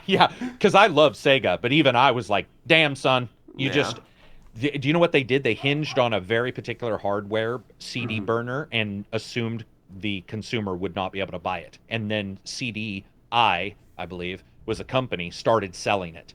Oh my gosh. And so a person was just like, put it in, burn a particular thing, and the game just works. Oh, dude, it was, That's so funny. It was ridiculous to live through. All right, we got a number of questions from Great Ape 51, fitting name for the week of Kakarot. With Fallout 76's main method of monetization being the Atomic Store, do you think it could be included in a service/subscription? PS Plus, games with Gold, Game Pass, PS Now. The month Wastelanders comes out to lure more people into the game or giving it a chance? I don't think so. I don't think it's beneficial for anyone to partner with Fallout 76 right now. I don't even think they've done that. Is your mic muted right now? Yeah, your mic's muted right now. I was trying to stop the dog from barking. Sorry. I was going to say, no, you're absolutely right. I was just going to say, if it was a better game, Microsoft, I could absolutely see adding it, in some, trying to do something. For like but a I think you're timed right. offer at E3. I don't think it would be something they just announce. Well, here's the thing, actually, Great Ape. It's funny you mentioned this because just a couple of weeks or months ago, Sony did partner with Bethesda and do a free weekend on PlayStation for Fallout 76. And I don't know if it coincided with anything like the raids or anything. But yeah, that is something that's happened before. I don't think you'll see a bundle with a subscription service, though. I don't think it adds particular value. And I think the idea behind those would be, it would almost confuse the consumer. And I'm not saying that in like an assume they're dumb way, but I just feel like adding for 1 month, let's put in some atoms for Fallout 76. I don't think a lot of people, have Fallout 76. Right. But B, like, wouldn't it make more sense for Sony to expand on other offerings in PS Plus? I think it would beg that question. And then wouldn't they just want to look at their own products and be like, well, couldn't we offer fans like, I'm trying to think, like The Last of Us has good multiplayer. I know the server shut down. I think it was just for PS3, but couldn't they offer something currency-wise for The Last of Us or Uncharted 4 or 3 multiplayer? That type of stuff. I don't know why they would just go for 76 directly. Obviously, if Bethesda's paying, maybe that perks their ears up a little bit, but ultimately, I don't think it benefits them. I have a question for you. What's up? Am I losing my mind, or did Bethesda or somebody at Bethesda have an event either in the last 4 or 5 years where they hinted they were doing their own service? They have Bethesda Net right now. Maybe that's all I'm thinking. And then they did the Orion announcement. That's what it was. Year. Yeah. Yeah, what was Orion? Remind me what that was. It was, I think it was like a new engine or a new tech for game development. It was a really strange pitch for the audience. Like, it seemed interesting. That's what I thought. But it was just like very tech-based, I think, wasn't it? Very towards a specific audience. I think it was more like a Bethesda getting into the tech business, quite honestly. Gotcha. And like trying to create something that they could sell out to developers to use. Okay. Number 2, have you guys tried a game, bounced off it, and then later went back to try it and really enjoyed the experience? Fallout 3. Yep, I was going to say Fallout 3. Mm-hmm. That's the first one that comes to mind every time. So happy I did, by the way. Yeah, nothing else really sticks in my head quite like that, where I was just like, wow. He said he's currently doing this with The Witcher 2. Oftentimes, these types of games, slow starts or not immediately familiar gameplay mechanics, tend to give me deeper, more rewarding experiences. That's funny. Witcher 2 clicked for me immediately. Oh, did it? So Witcher, Abzy, the guy we were talking about having on the podcast, he is doing a video on the Witcher games, and he was discussing, should you play 1 and 2 before 3? And so he was playing 1 and 2, and it's funny because he was having the same issue when I was watching his comments to me in Discord, where like the first couple days he was like, I'm not feeling and then went and did like Divinity or something for a little while, and then came back and was like, okay, now I'm feeling it for some reason. And that was also Witcher 2. So that's interesting. Witcher 2 was a third. It was Witcher 1 was top-down RTS or more zoomed out, right? It had more tactics, didn't it? Witcher 1. I never played the first Witcher. I never played the first Witcher. Witcher 2 was normal, right? It just Witcher 2 was a little more action, yeah. A little more action, yeah. Yeah. 3 was more of the combination of tactics and action.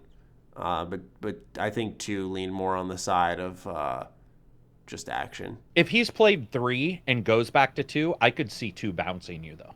Yeah, 100%. Do you see what I'm saying? If you if you've played 3 and you go back, it'd be like Fallout 3 to Fallout 2 or something. You'd be like, whoa, totally different worlds. Yeah. Yeah. Interesting. Yeah. I don't think I can think of any other games outside of Fallout 3.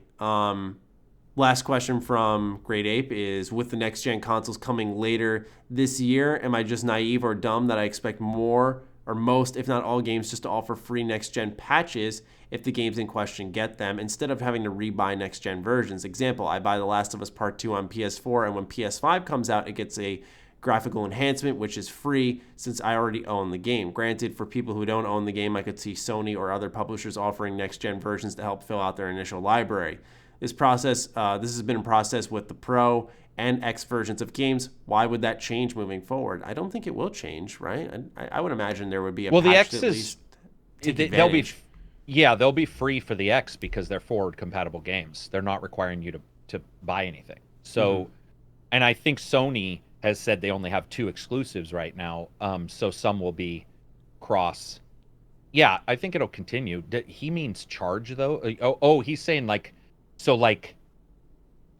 I don't think you'll have to buy another one. If you buy a PS4 version, you play it on your PS5, you're playing the PS4 version.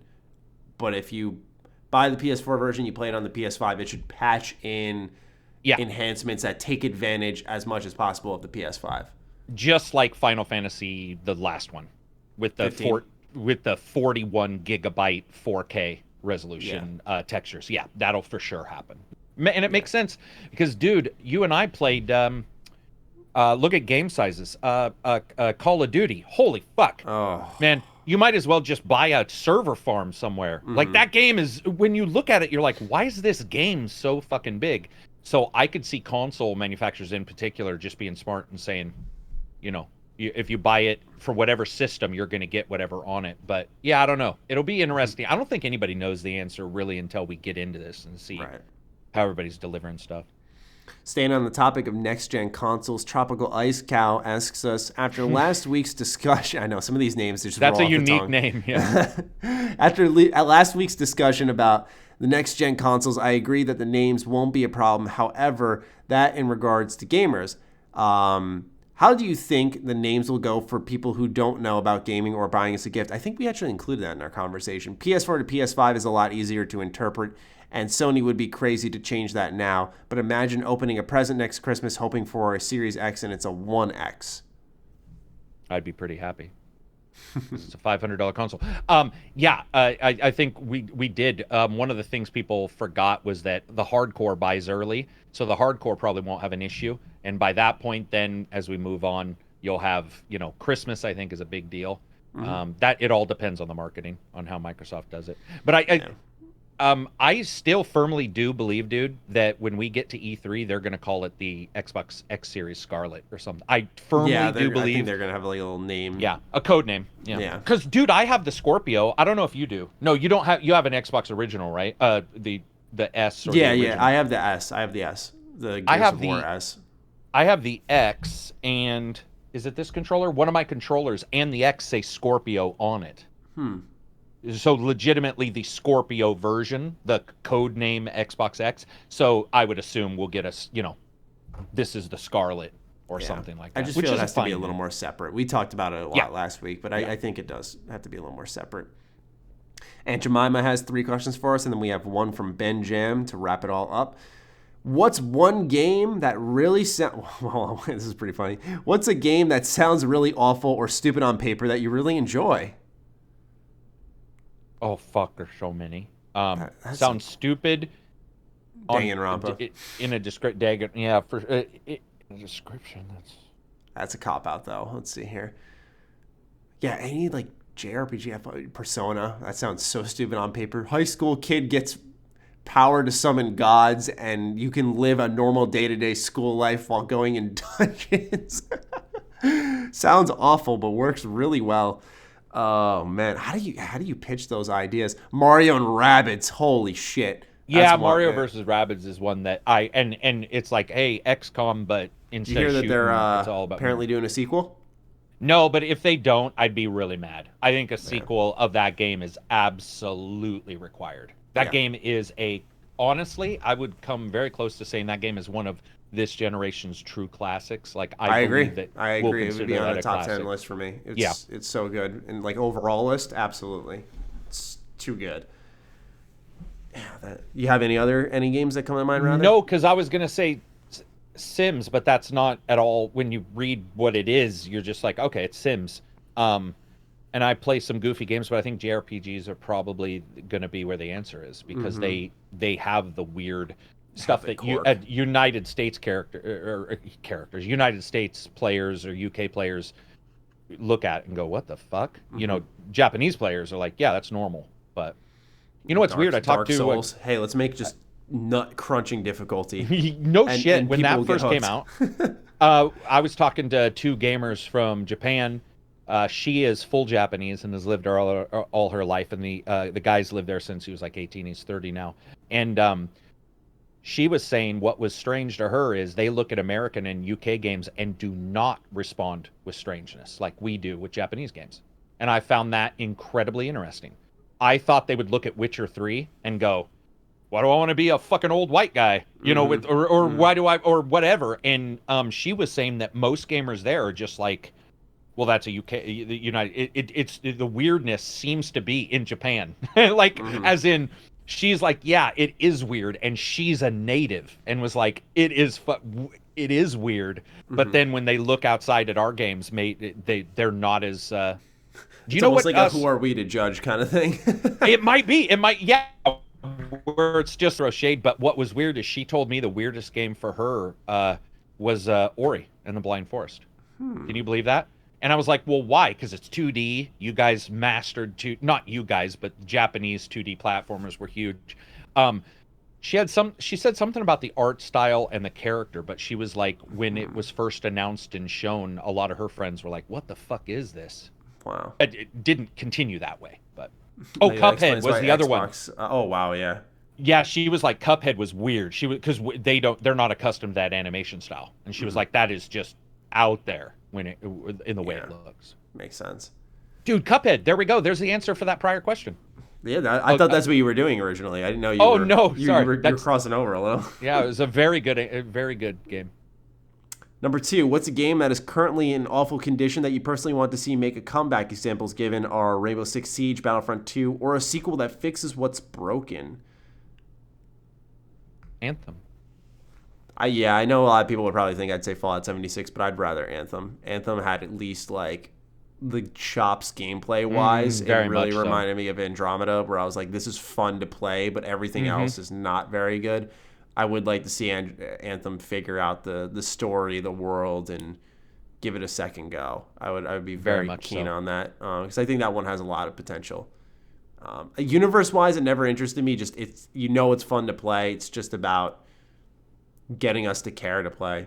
Dude, I don't know about you, but universe-wise, it reminds me, I don't know why, but of Destiny, in the fact that I like the game, but I do not give a fuck about the universe. Where Halo, for some reason, I like the character and I like the universe, but Destiny and Anthem both, I'm just like, could give two shits what's going on in those games. Obviously, this is pretty apparent now after the fact. I know that the perspective on Destiny 2 has really changed because I think it's free to play. I think a lot of people really like it too, which is great. I kind of always say now, though, that I think Bungie left a part of themselves behind when they went on from Halo to Destiny. Right. And to kind of wrestle with all those changes that come with what is now a pretty popular game, but to wrestle with all those changes, I think they left a part of themselves behind to make it work. It reminds me of the guy who, I don't know if you've ever had this best friend who dates somebody who is really cool, they fuck it up, and every person they date after that has some element of the prior girlfriend. And that's Destiny. It has so many elements of every game Bungie has worked on, and it's just there. He just keeps returning to the well and keeps trying, and you're just like, it's just not quite there, bro. It's just try someone new. Yeah, try something completely new, because you're plumbing that well too often. And I would agree on Destiny, even though I love the shooting in Destiny. Love it. It feels like a pale shadow of what it could be if they were still working on Halo. Mm-hmm. Number 3 is, what is something that you want to see more in video games that's typically considered too offensive, dark, graphic, or socially unacceptable? Personally want to see a game address real religious beliefs, sex trafficking, and other world problems in a non-gaming manner. I think religious beliefs is one that's kind of getting tackled with the I Am Jesus Christ game. Apparently, it's going through like the whole story of Jesus Christ, and I thought that was really interesting. Personally, I'm glad that games are going into that category, because I think they're such powerful storytellers that they can they have to delicately do so. You can't. There's some issues you can't gamify. You have to be very delicate with those. And so yeah, I think that's the hesitation, Jemima, and why you maybe haven't seen some true issues told there. My other take is really that not that it doesn't mean there isn't a place for the story, but I know games, for even a lot of the people who make them, it's like their escape, and I don't think... Yeah, that's what I was going to ask. I don't think digging into those real issues... is required. Yeah, or even desired by the people who even make them. I don't want to speak for them. I just think, they'd rather put their initiatives into the real world on trying to help with those things, whether it's like donating to charities or whatever. And when you make a game, it's to kind of help bring you to a new place, even if it's like a sad story, bring you to a new place, and take you away from those things. Yeah, because there's a couple games Silver plays on the podcast where he plays like these really depressive games. They're very few and far in between, and most developers, I think, overall would much rather be like, they'll handle something like the death of a family member or whatever in the game, but they don't want to dwell on it for too long, because then you're like, well, dude, I'm experiencing this in real life. Why the fuck do I want to jump into a game that I'm interacting with it? I think for the war game, you played it, right? The this not This War Is Mine. It's the shooter that everybody liked so much because it dealt with you going insane, and you thought the bad guys you thought the bad guys were bad, but they're not. They're good guys. Spec Ops. Spec Ops, the line. Mm-hmm. So that dealt with PTSD, but I think that's few and far in between. I don't think like you said, I don't think a lot of people need. I think the delicate approach is the best, because you have moments like Spec Ops The Line where you're like, oh shit, like wow, this kind of transformed very quickly. Yeah. And because I don't want to say I think it was done right, because I don't know how like people who actually have PTSD who experienced it responded to it. But I felt, the representation there. I was like, wow, that was powerful. Like I felt that. So interesting. Ben Jam with our final question of the episode. If a new gaming studio contacted you one day and said that they wanted you to be the new creative director for their next game, you could make any game you wanted to. Imagine that, right? Like someone just rings you up and goes, hey, want to make a game? I like your reviews, Matty. Yeah. You want to come and make a brand new game? You sound like you know what you're doing. He said, what would you make? What game would I make? You see, I always like to go with, like, I'd direct the Rocksteady studio into a 2003 open world Ninja Turtles game, because I could make that happen. But I'm gonna try to think big. I'm gonna try to think like I have a new IP. See if something comes to mind. What happens when you leave the house and your furniture comes to life and it's a fighting game with furniture? Your chair fights your couch. I was just looking at a chair across the room. I was like, yeah, imagine if that shit was fighting my executive desk right now. I firmly wanted this when Mass Effect started. I thought maybe 2 or 3 was going to, and I don't know why I thought this, because it's such a stupid thought, but I had thought there was a chance that, or Rockstar was going to do this, where we got a GTA on like the Citadel, where it's like, or like the Expanse TV show, where there's a huge space station. You're a cop, but you're not the typical LA noir where you're on Earth, but you're on a completely different planet. Now we're getting Cyberpunk, which I think replaces 50 to 70% of what I want, but I still firmly would have loved a Mass Effect style game, where you were the cop. You remember did you play all the Mass Effects? Yeah. So in Mass Effect 1, 2, and 3, Michael Hogan, a voice actor who does Battlestar Galactica, he plays a CSEC cop, and you deal with him quite a few times in the series. And I continually was like, they need to make him the grizzled, shitty, alcoholic main character. And you need to like go out into the Citadel, fight, try to figure out alien crime. Mm-hmm. I would love that kind of thing, like an alien LA noir, I guess, would be the easiest way to describe it. Ooh, alien. Yeah, I like that. Dealing with alien races and stuff. I like the LA idea. noir. That's got a little ring to it. I would like that. Yeah, I'd be a fan of that. I think VR, as I play more VR, I'm sure I could have like a legitimately better answer, because I just think the level of interaction as I've been messing with it. I've been playing Skyrim VR, of course, as I mentioned, but I've been playing like The Forest, which is like in the terms of VR. Yeah. Just kind of tinkering with it, because it's a game my friends and I can play together. Pavlov, animations of like loading guns, cocking them, actually like moving my fist and throwing a punch in Pavlov zombies and like actually knocking them back. I think the more I interact with that type of stuff, Fate or Immortal, I'll get a feel for that next step, because I think that's kind of where games can really head in a way that feels truly new, right? Like every game you are sitting down at the end of the day with a control in your hands, and to have VR and you can just put yourself there a little bit more. Have you told people about this on your channel that you got VR? Did I miss a video? No. I put a picture on my Twitter account of when I got the Rift S. My parents got it for me for Christmas. I was like, holy crap. I did not expect it. Okay, so I had talked about this prior to you playing any VR, I think, other than the PSVR, but one of the things I had said is like when you play Skyrim, no matter how good your graphics are, you're still looking at a window and then you're seeing the world. And in Skyrim now, with a good VR, you're in it. To me, the best part of Skyrim VR is two moments. Sneaking past the bear at the start, very first, because you're just like, that bear's right there. It's not like in a window and over there. It's like when I look to the right, the bear's right there, and then walking outside that first time. And when you go out and you're like walk outside and people are moving around and the wind's blowing and you explore places you've explored thousands of times, but you're there. Did you feel that? Did you feel it right away? Did you? Oh, and did you get sick? First night I played, I tried.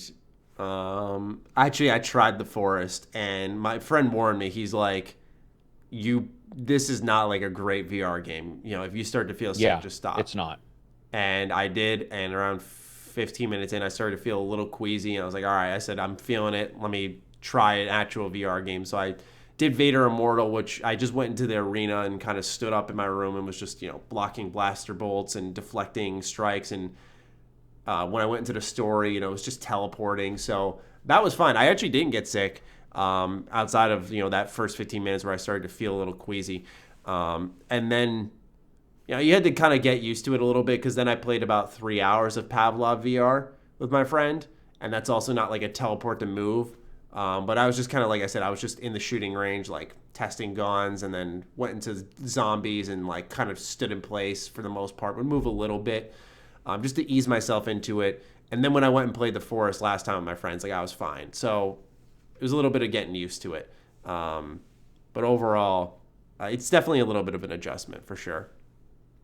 Did you feel, returning to Skyrim, did you feel a huge difference, VR to normal? Or did you because you're there. That was kind of, sorry, I was originally answering that question. No, it's all right. That ultimately is what kind of made me so in love with VR, is because I remember like I was in the tutorial for Oculus and I was like grinning the whole time, because I was like, wow, this is so cool that I can like reach out and just touch something. And to do that in like something like Skyrim, for me, my favorite is just doing bow and arrow. Just actually like holding the arrow, notching it on my bow and pulling it back and aiming. That puts me there, right? Like in Skyrim, I've done stealth archer builds before, but it's like to actually be the archer. Yeah. Really, really cool feeling. And to scale is what is the most effective thing, I think, in VR, because there are creatures that I've seen a million times before, but to actually be face to face with it and see like, oh, he's got like 2 feet on me. Right. And I'm just standing there like, oh, like fuck, it's a really different feeling. And I think that's why it could be the future, because obviously it's a little bit of an expensive buy-in, but once you're there, man, like you just kind of, now games are starting to get to that point. I've been holding back on Asgard's Wrath. That was kind of the main reason I bought VR, but I'm trying to adjust and try all these other titles out in the meantime. I haven't played like Beat Saber yet or anything, but I'm trying to just get involved in the ecosystem. But man, yeah, it's like a game changer when you get into that world. Yeah, it's cool. Pavlov and Contractors are my 2 favorite shooters, and people don't realize, like, when you load the gun in that game, or you're under pressure and people don't realize it's not pressing a button. You have to press a button, fucking cock everything. Yeah. Dude, it's crazy. And when you're under pressure, even if it's bots or another person and you're like, oh fuck, and you drop the clip because you didn't hold the grip button, you're like, are you kidding me? And you first actually drop your gun. Oh dude, how many times have I been like, I'm gonna reload, and the gun's like boo, and you're all, nah, it's not what I want. But if people don't realize just how, to me, I think future for like esports and those kind of things, once they get the tracking perfect on all these, maybe smaller headsets, how amazing it will be to see these people and the real skill to figure out how to reload and the pressure of 3D versus a 2D screen. It's totally different knowing a guy's behind you versus in the screen twisted around behind you. They're two totally different things. So it's cool you're getting a chance, man. Yeah, I love it, man. It's great, and I highly recommend it to anyone who's interested. That maybe this year it's a little tough to buy into because you guys save up for the new consoles, but it's something worth keeping the eye on because of like Half-Life Alyx is coming. Like I mentioned, Asgard's Wrath, Vader Immortal is great so far. There's a lot of cool stuff coming, and Boneworks just came out. That's apparently really good. So there's a lot of good stuff already out. There's more coming. So I definitely suggest those who are interested, keep your eye on it. I don't think it's kind of where it was originally when we first heard about it, where it's like, oh, gimmicks, mini games. There is still that. I haven't tried it yet. It was like $10 or $9. It was the Wizards game where you can like use your hands. Yeah, the game's awesome. Spells. It looked good, so I was like, I'll give it a shot. But like I went to Skyrim. I was like, okay. Well, remember in Skyrim you can add a mod that lets you do that. Yeah, true that. In Skyrim you got to add that total dragon speaking one though. I'm telling you, there's something so awesome about saying your voice lines and having the character talk back to you, and you're just like, yeah, it's so cool, man. When you add that mod in, you're just like, oh my god, this is next level. Cool. Glad you got it. Well, that will wrap up episode 236 of the H.A.M Radio Podcast. We hope each and every single one of you did enjoy. As always, leave your feedback, whether it be in the comments or on Twitter at Jeremy Penter at G27Status. If you got this deep into the episode and you care to let us know, you can tag us on Twitter and we'll say use the hashtag. What it was like a highlight this show. We had a lot of good moments. Your mic is muted. Mine is? Oh, yeah. Oh, no, now we're definitely using it. I was like, what? Yeah, we should use that. All right. So or just muted, whichever one. Yeah, muted. Muted's a little easier, yeah. Just let us know you got this far. Tag us on Twitter. Say muted. If you want to leave some feedback outside of that, by all means. We appreciate when you guys interact. You don't get a prize or anything, but, it's good for us. It's good for us. Yes, it's a good little cycle we got going on. So thank you guys so much. And we will catch you all next week with episode 237. Peace out.